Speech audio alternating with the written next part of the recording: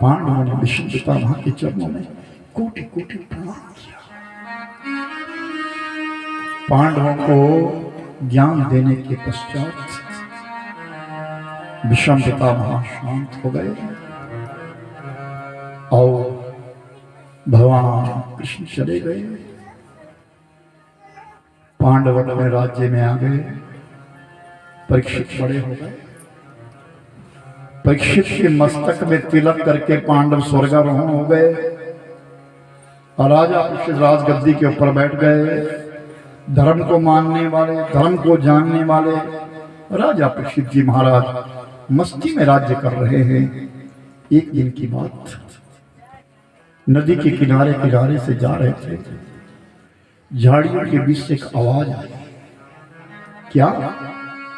यदां बभूरि वरावतारां कृतावतारस्य हरे द्वति अंतहिर्दार वशिष्ठ कर्माण निर्माण विलंबितानि च। मां, मैं क्या करूं? मेरे 4 पांव हैं, जिसमें से 3 पांव काट दिए हैं। मैं एक पांव पर खड़ा हूं। सुन रहे राजा परीक्षित की आवाज कहां से आ रही है? फिर भी एक काला पुरुष आता है और मुझको पीटता है, बारंबार मुझको पीटता है। ये पुरुष की आवाज। फिर स्त्री की आवाज आती है। धर्माधर्मनुलंबितं शेषः प्रणीयाय वै सुवा काकर्णीयां यत्श्रुतै च भ्रवन्ति यद्वैया। क्या करूं मैं? पहाड़ों का इतना बोझ नहीं है, नदी नालों का बोझ इतना नहीं है, पर्वतों का बोझ नहीं है जितना बोझ मेरे ऊपर पापियों का हो गया। मैं दबी जा रही हूं, मेरे प्राण निकल रहे हैं। मैं क्या करूं? पीड़ा हो रही है। राजा परीक्षित ने विचार किया, मेरे राज्य में ऐसा अपराध, मेरे राज्य में इतना अपराध। झाड़ियों को काटते हुए अंदर गए। कौन है यहाँ? ना स्त्री है ना पुरुष है। वहां एक गऊ है और एक बैल है।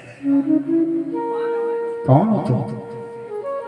गौ माता ने कहा, राजा मैं धरा, मैं धरती हूं। जब जब भी पाप बढ़ता है तो मैं गौ का रूप धारण करती हूँ।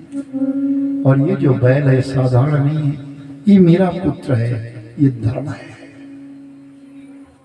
इसके 4 पांव हैं, दया, शौच, तपा, दान।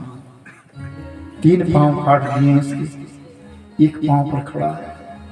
पीछे से काला पुरुष आता है, इसको पीटता है। और राजन सुनो, मैं दबी जा रही हूं। इंसान लोभी हो गया, पापी हो गया, परिस्थितिगामी हो गया, धन दौलत के लिए गला काटने वाला हो गया, रुपया प्रधान हो गया। मैं दबी जा रही हूं। राजा परीक्षित ने कहा, मां तू अपने स्थान जा, मैं तेरा भार उतारूंगा। धर्म से कहा, तेरे मैं 4 पांव ठीक करूंगा, अपने स्थान जाओ। इतने में वो काला पुरुष पीछे से आया। तू कौन? मेरा नाम कलयुग है महाराज, अवतार हो गया मेरा। राजा ने कहा, मेरे राज्य में तुमको जगह नहीं है, लौट जाओ। नहीं नहीं नहीं राजा, मेरे लिए स्थान देना होगा। मेरे पास स्थान नहीं, तुम्हारे लिए तुम चले जाओ। नहीं नहीं, आपको स्थान देना होगा। तो राजा परीक्षित ने कहा, तुम्हारे पास कोई गुण है? मेरे राज्य में बिना गुण से कोई नहीं रहेगा। हाँ महाराज, अवगुणों की तुम्हें खान।